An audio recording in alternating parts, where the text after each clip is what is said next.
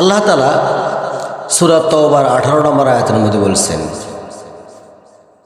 ইন্নামা ইয়ামুরু মাসাজিদাল্লাহি মান আমানা বিল্লাহ।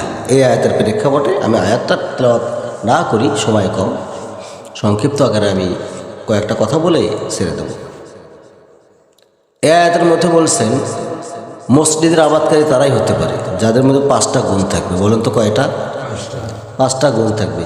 5টা গুণ যার ভিতরে থাকবে সেই মসজিদের সভাপতি, সেক্রেটারি, ক্যাশিয়ার যা হন না তাই হতে পারবে।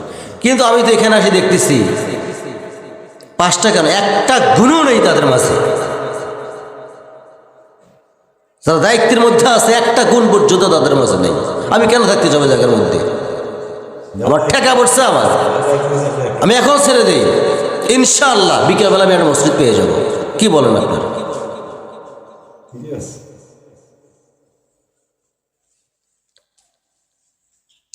হ্যাঁ, বলতে পারে একজন, হুজুরকে বেতন দেয় না। বেতনের পাগল আমি রায়হান না, বেতনের পাগল আমি রায়হান না।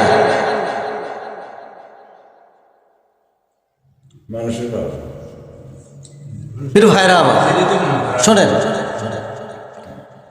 অনেক যে কথাটা বলছিলাম আমি, আল্লাহ রাসূল সাল্লাল্লাহু আলাইহি ওয়াসাল্লাম যখন বললেন শেষ জামানায় আমার উপরে যারা ঈমান নিয়ে আসবে তারাই আমার ভাই।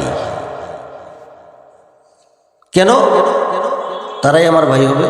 তারা আমাকে না দেখে ঈমান নিয়ে আসছে। আমি তো এখানে আসি দেখলাম সামষ্টিক কয়েকজন ভাই ব্যতীত সবাই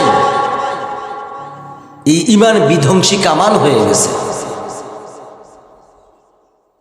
আমি কেন কথা বলবো না? কাকে ভয় করবো আমি ভাই? আমি কাকে ভয় করবো? আমি তো ভয় করবো আমার প্রিয় রবের সাথে। রবকে আমি ভয় করবো। আমি আপনাকে কেন ভয় করতে যাব? আপনি সভাপতি আছেন, ভালো কথা, আমি কেন আপনাকে ভয় করতে যাব? আপনি সেক্রেটারি আছেন, আমি কেন আপনাকে ভয় করব? আপনি ক্যাশিয়ার আছেন, আমি আপনাকে কেন ভয় করবো? কি ঠেকা বাড়ছে আমার? আপনাকে ভয় করে আমার লাভ আছে? আমি ভয় করবো আল্লাহকে। দুনিয়াতে রবের ভয় ছাড়া র্যাবের ভয় করে কোনো লাভ নেই। ভাইয়েরা আমার, কিছু কিছু মসজিদ আছে সামষ্টিক কিছু 30-40 কেজি সপ্তাহে চাল পায়, সুলসুলে কথা বলে যাতে করে আমার চাকরিটা টিকে থাকে। কথা বুঝে যান। আমি মজা করে বললাম, এক জায়গায় মজা করে বললাম যে আগামী জুম্মায় আপনার মসজিদে আমি নামাজ পড়াবো। আগামী জুম্মায়, 2-3 দিন আগের ঘটনা, আগামী জুম্মায় আপনার মসজিদে আমি নামাজ পড়াবো। মজা করে বললাম। আমার ঠেকা বাড়ছে, ওখানে আমি যা নামাজ পড়াবো কেন? কি দরকার? আমার মজা করে বললাম। উত্তর আমাকে বলে সম্ভব না, তোমাকে দিলে আমার চাকরি থাকবে না। যদি চাকরির ভয় এই ইমামটা করে থাকে, সমাজ কেমনে চালাবে? সমাজের মানুষ কেমনে ভালো হবে? কোরআনের কথাই কেমনে বলবে ভাই বলেন? তিস্কেরি বুঝুক, ইয়ের কি বুঝুক, ঠাট্টা বুঝুক, মজা না বুঝুক, কিছুই না বুঝুক, কিন্তু ওইটা তো বলা হবে না, ওইটা তো বলা যাবে না।